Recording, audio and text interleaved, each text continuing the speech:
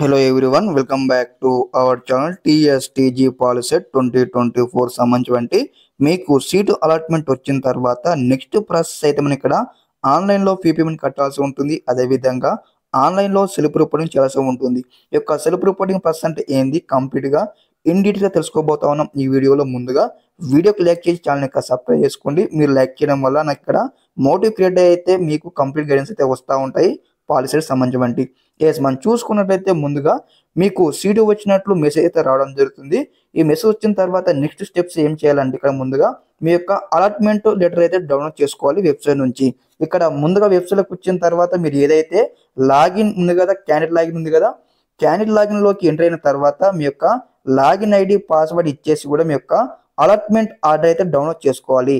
ఈ యొక్క allotment order download చేసుకున్న తర్వాత మీరు ఖచ్చితంగా 3 థింగ్స్ అయితే ఫాలో కావాలి. ఫస్ట్ వన్ వచ్చేసి మీ నేమ్ కానీ మీ ఫాదర్ గారి నేమ్ కానీ చెక్అవుట్ చేసుకున్న తర్వాత మీ యొక్క హాల్ టికెట్ ఏమో చెక్అవుట్ చేసుకున్న తర్వాత మీకు ఏ కాలేజ్ సీటు వచ్చింది, ఏ బ్రాంచ్ సీటు వచ్చింది మీరు చెక్అవుట్ చేసుకోవాలి.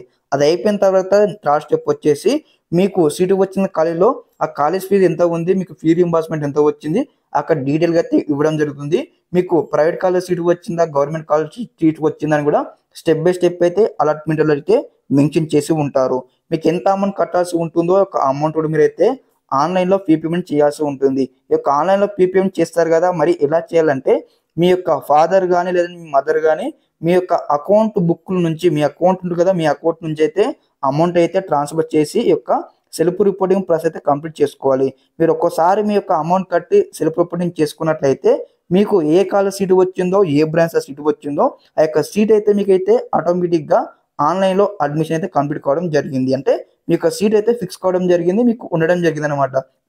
ఇన్ కేస్ మీకు ఈ యొక్క ఫస్ట్ ఫేజ్లో సీటు వచ్చింది కానీ మీకు కాలేజ్ నచ్చలేదు, బ్రాంచ్ నచ్చకపోయినా సరే కానీ నెక్స్ట్ అమౌంట్ ఈ సెల్ఫ్ రిపోర్టింగ్ చేసినట్టయితే మీకు సీటు ఉంటుంది కదా, నెక్స్ట్ ఫైనల్ ఫేజ్లో కూడా మీరు ఈ విధంగానే మళ్ళీ వెబ్ ఆప్షన్ ఇచ్చేసుకొని కూడా ఆ ఫేజ్లో మీకు సీటు వచ్చినట్లయితే మీకు ఈ అమౌంట్ ఉంటుంది కదా, మీరు సెల్ఫ్ రిపోర్టింగ్ చేసిన అమౌంట్ ఉంది కదా, ఆ అమౌంట్ లేదంటే ఆ కాలేజ్కి ట్రాన్స్ఫర్ అవుతుంది, లేదంటే మీరు మీ అకౌంట్ బుక్తో కడతారు కదా ఆ అమౌంట్ కూడా మీకు రీఫండ్ కావడం జరుగుతుంది. ఓకే, మీరు ఫస్ట్ ఫేజ్లో రిపోర్ట్ చేసి ఫస్ట్ ఫేజ్లో సీటు నచ్చకపోయినట్లయితే సెకండ్ ఫేజ్కి ఎలిజిబుల్ అవుతారు. ఈ యొక్క ప్రాసెస్ కంప్లీట్ చేసుకున్నట్లయితే అంటే దిస్ కంప్లీట్గా వచ్చేసి ఏదైతే self reporting process nothing but is a totally online admission process which you are get seat or college in particular department. Okay, ఈ విధంగా అయితే స్టెప్ బై స్టెప్ అయితే ప్రాసెస్ అయితే ఉంటుంది.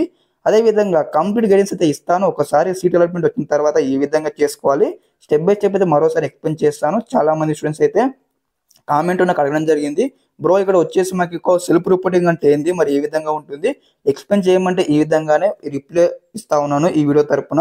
ముందుగా ఇంకెవరైనా ఛానల్ సబ్స్క్రైబ్ అయితే వెంటనే సబ్స్క్రైబ్ చేసుకొని మరిన్ని అప్డేట్స్తో మీ ముందు ఉంటాను. ఓకే, అందరికీ నమస్కారం, జై హింద్.